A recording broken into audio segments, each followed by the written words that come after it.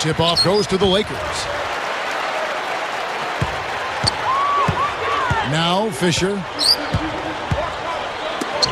Jumps up and blocked. And here comes the break. Here's Williams, and he sails in for the layup.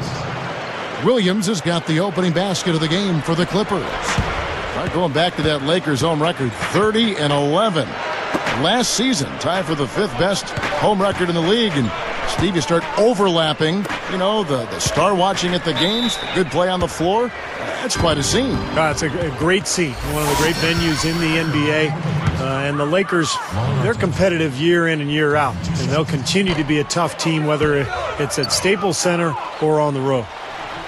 Well, I thought last season was a tough one for Ron Artest. I mean, he struggled with his shot. Even his defense was a little subpar and not as consistent as we've seen in the past. And Clark, for Artest last season, as he struggled, some of the coaches' critiques played out in the media.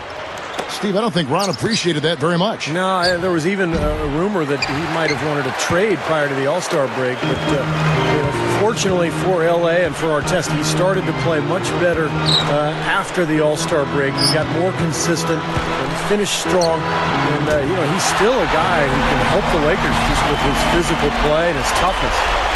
We'll go to Doris Burke, who spoke with head coach Mike Brown. What's the news there, Doris? Kevin, he said that defensively he wants his guys to be on their toes all game. He said, I know what we're capable of at that end of the floor, and as long as we don't have a letdown at any point, I'm confident that our defense is too much for their offense. Kevin? Great stuff, Doris. Thanks. That's a mantra, Clark, we're going to hear, I think, a lot from coaches.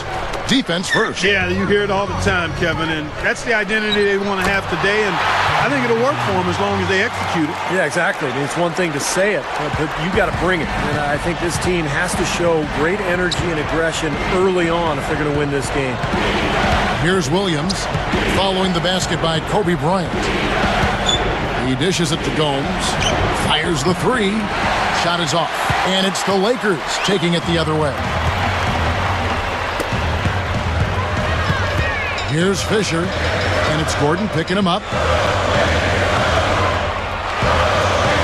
And here is Bynum.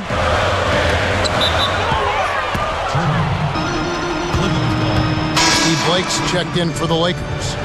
DeAndre Jordan's checked in for the Clippers. Aminu comes in for Ryan Gomes.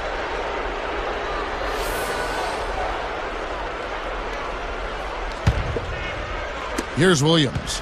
Well, you look at this Clippers team in the bottom 3 in the Western Conference last season, but they've got a lot of young talent. Blake Griffin, DeAndre Jordan, Eric Gordon. I mean, this is a team that's only going to get better. They sure seem to be headed in the right direction. Griffin kicks to Jordan. The feed to Williams. Clock at 6. Gordon for the 3. And again, no good by the Clippers.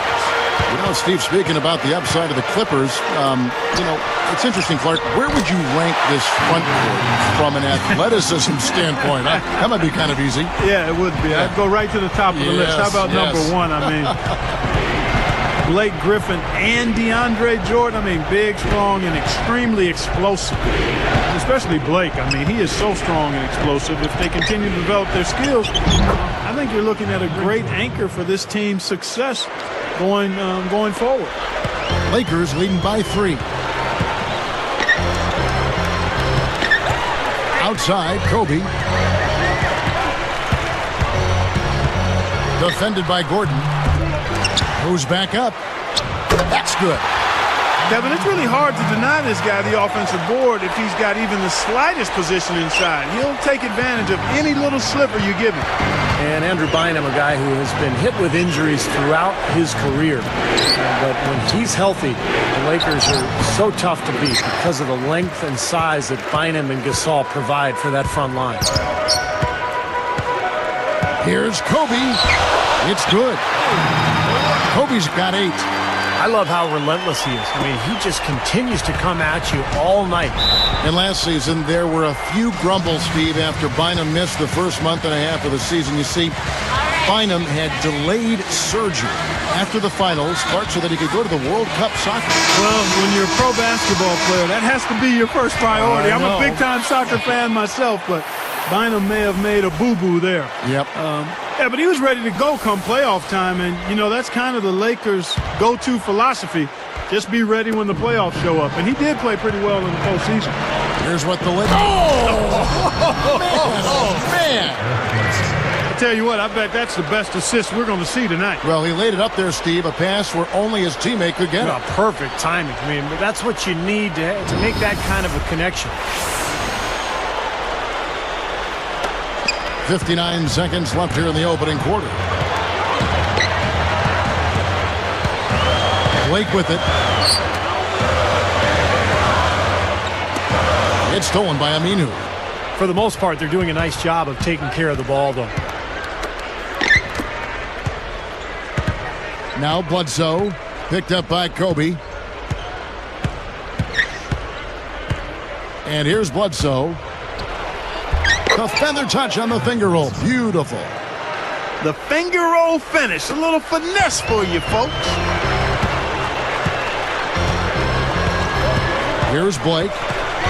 Eric Bledsoe covering. Got a piece of it. Stolen by Gordon. I really don't like what I'm seeing their last couple of possessions, Kevin. That's 2 turnovers in a row.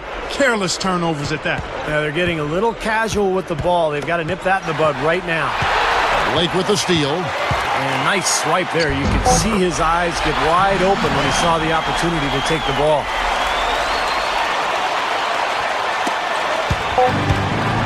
Here's Bledsoe. Shot is no good.